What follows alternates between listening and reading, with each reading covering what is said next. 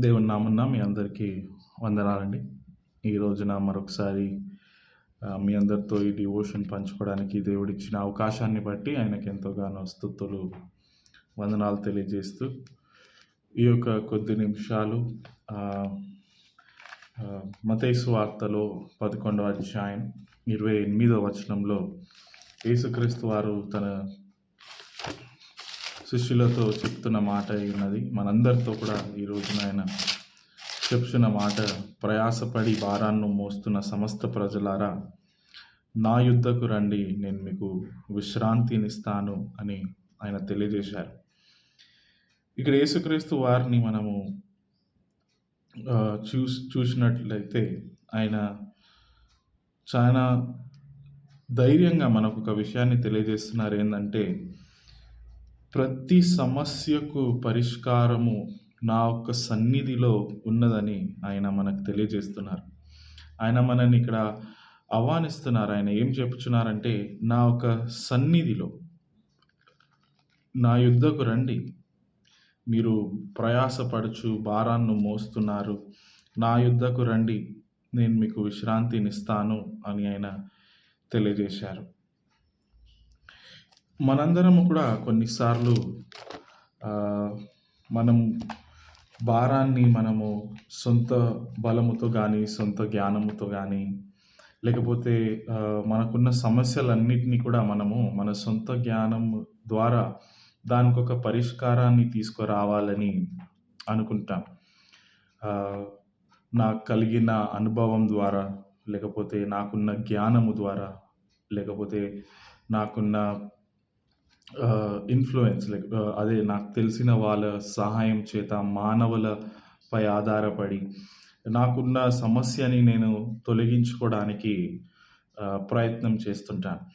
కానీ ఇక్కడ యేసుక్రీస్తు వారు మనకు చాలా చక్కగా ఒక విషయాన్ని తెలియజేశారు. అది ఏమై ఉన్నదంటే, ప్రతి సమస్యకు పరిష్కారం అనేది ఆయన యొక్క సన్నిధిలో మాత్రమే ఉన్నది.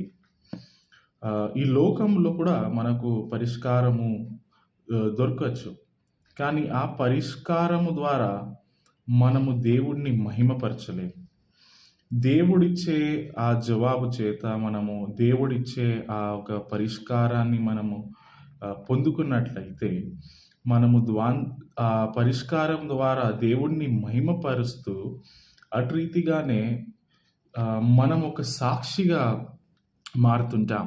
మనం ఇతరులని విశ్వాసంలో నడిపించగలుగుతాం. మనం ఇతరులకు ఒక సాక్షిగా నిల్చుంటాం. మనము ఎవరైతే అలాంటి ఒక పరిస్థితిలో ఉన్నారో మనం ధైర్యంగా చెప్పగలుగుతాం. ఏమనగా, దేవుడిని ఒక సన్నిధిలో మాత్రమే ప్రతి జవాబు అనేది ఉంది, ప్రతి పరిష్కారం అనేది ఉందని. ఆ విషయాన్ని ధ్యానిస్తుండగా ఆదికాండం 8వ అధ్యాయంలో కూడా మనం చూసినట్లయితే, నోవా కట్టిన ఓడలో 2 పక్షుల గురించి మనం ఇక్కడ చూస్తాం.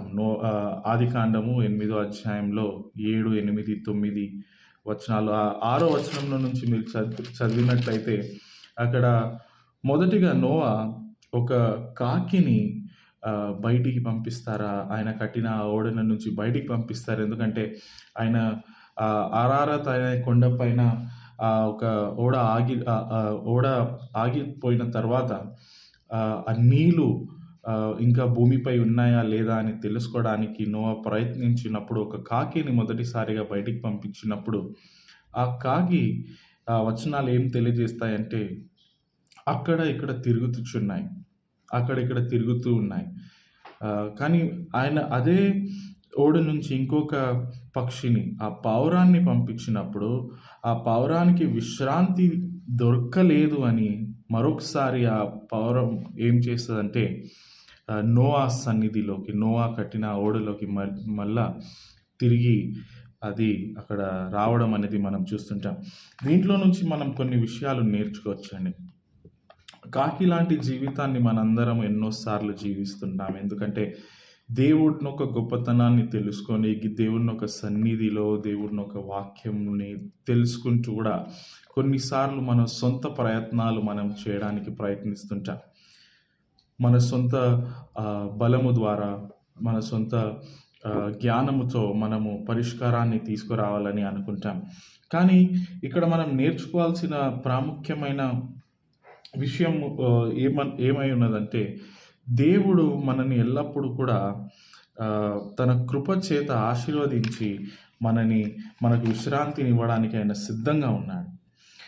మన సొంత ప్రయత్నాలు, మన సమస్యకు మనము సొంత పరిష్కారాన్ని తీసుకురావాలని మనం అనుకున్నప్పుడు, దాంట్లో ఉన్న అర్థాన్ని మనం దాంట్లో నుంచి మనం ఏం నేర్చుకోగలమంటే, దేవుడు లేకుండా నేను కార్యాలు నా జీవితంలో చేయగలను అని మనము చెప్పుచున్నాం. దేవుని యొక్క సహాయం నాకు అవసరం లేదు. ఎందుకంటే నాకు జ్ఞానం ఉంది, నాకు బలం ఉంది, నాకు చాలా మనుషుల సహాయం ఉంది. అవన్నీ చేత నేను నా జీవితాల్లో పరిష్కారాలు తీసుకురావచ్చని మనం తెలియజేస్తుంటాం. దేవుడు లేకుండా నేను సొంతంగా జీవించగలను అని మనము చెప్పుచున్నాం. కానీ ఒక విశ్వాసిగా అలాంటి ఒక జీవితాన్ని మనం జీవిస్తున్నప్పుడు అది చివరికి గర్వంలోకి మనల్ని నడిపిస్తుంటది. గర్వంలో మనం నడిచినప్పుడు మనం ఏం చేస్తుంటామంటే, ఇతరులని కింద చూపులతో చూస్తూ ఆ గర్వాన్ని మనము గర్వంలో జీవిస్తుండగా మనము దేవుడిని మహిమపరచలేము. అదే రీతిగా మనము సమస్యల్లో మనం ఉన్నప్పుడు యేసుక్రీస్తు వారు మనకు తెలియజేసినప్పుడు ఆయన సన్నిధిలో మాత్రమే మనం వెళ్ళి విశ్రాంతిని పొందుకోవాలి. చాలా సార్లు మనం మనుషులని ఆధారం చేసుకుంటాం, మనుషులని నమ్ముచుంటాం. ఏమనగా వీళ్ళు నాకు సహాయం చేస్తారు, నాకు కష్టాలు వచ్చినప్పుడు మనుషులు నాకు వస్తారు అని మనం తెలుసుకుంటాం. వ్యక్తిగత జీవితంలో నేను కూడా వ్యక్తిగతంగా మనుషులపై ఆధారపడినప్పుడు వాళ్ళు మోసపరచడం అనేది మనం అనుభవిస్తుంటాం, మోసం అనేది మనం అనుభవిస్తుంటాం. కానీ దేవుని యొక్క సన్నిధిలో అది ఎప్పుడు కూడా ఉండదండి. దేవుడు మనని ఎప్పుడు కూడా మోసపరచడు. ఆయన ఇంకా మనని బలపరుస్తాడు. మనము ఆయనని వద్దనుకున్నప్పటికీ కూడా ఆయన తనను తగ్గించుకొని మరలా మన పక్షంగా వచ్చి మనకు సాయం చేయడానికి సిద్ధంగా ఉంటాడు. అలాంటి గొప్ప దేవుని ఒక సన్నిధిలో మనం ఉన్నామండి. మన సమస్యలకు పరిష్కారాలు 4 చోట్ల మనకు దొరకవచ్చు. నేను ధ్యానిస్తుండగా 4 విషయాలు నేను నేర్చుకున్నాను. మొదటిది దేవుని ఒక సన్నిధిలో. ఆయన సన్నిధిలో ప్రతి సమస్యలకు జవాబు అనేది ఉంటుంది. ఆ దేవుడు మనకు పరిస్థితులకు జవాబును తన సిలువలో కూడా మనకి ఇచ్చుంటాడు. మొదటిగా మనకున్న సమస్య ఏమై ఉన్నదంటే పాపం. ఆ పాపానికి పరిష్కారము యేసుక్రీస్తు వారు తన సిలువ ద్వారా మన జీవితంలో తీసుకొచ్చారు. ఆ సిలువపై మనం ఆధారపడి జీవిస్తుండగా పాపానికి ఆయన పరిష్కారాన్ని అక్కడ తీసుకొచ్చాడు. ఇప్పుడు విశ్వాసిగా వ్యక్తిగత జీవితంలో మనం అనుభవిస్తున్న పరిస్థితి కష్టాలన్నింటినీ కూడా మనం ఎదుర్కోవాలంటే సంఘపు జీవితం ద్వారా ఆ సంఘంలో మనం ఉంచాడు ఆయన. సంఘపు ఇతరుల విశ్వాసుల ఒక విశ్వాసాన్ని మనం చూసి వాళ్ళ జీవితాన్ని గురించి మనం ఎన్నో విషయాలు నేర్చుకోగలము. సంఘపు జీవితంలో కూడా మనము విశ్రాంతిని పొందుకుంటాం. అటు రీతిగానే దేవుని ఒక వాక్యంలో, ఆయన ఒక వాక్యంలో కూడా మనము విశ్రాంతిని పొందుకుంటాం. సో దేవుని యొక్క సన్నిధిలో, ఆయన సిలువ ద్వారా, అటు రీతిగానే సంఘపు జీవితంలో, అటు రీతిగానే ఆయన వాక్యంలో మనకు ఖచ్చితంగా విశ్రాంతి అనేది దొరుకుచుంటది. మనం కాకి లాంటి జీవితాన్ని జీవించక అటు ఇటు తిరుగుచు మన సొంత ప్రయత్నాలు చేస్తూ ఏదో సాధిస్తాము, లేకపోతే ఏదో విజయాన్ని పొందుకుందామని మనం అనుకున్నప్పుడైతే అది తప్పు అవుతుందండి. దేవుని యొక్క సన్నిధిలో మాత్రమే మనకు విశ్రాంతి అనేది ఉంది. అదే యేసుక్రీస్తు వారు కూడా తెలియజేశారు. పావురము కూడా విశ్రాంతి దొరకన్న ఎడల మరలా దేవుని అదే నోవా ఒక సన్నిధిలో వచ్చింది. కాబట్టి మనందరం కూడా ప్రయత్నించామేమో, తప్పు లేదు. ఆయన ఆ తప్పు చేశామంటే కూడా దేవుడు మన్నించడానికి సిద్ధంగా ఉన్నాడు. మరలా ఆయన సన్నిధిలో వచ్చి దేవుని ఒక ధైర్యాన్ని పొందుకొని ఆయన కృపచేత బలపడి మనం మన సమస్యలకు పరిష్కారాన్ని తీసుకురాగలం. దేవుడి కొద్ది వాక్యాన్ని దీవించును కాక. ఆమేన్.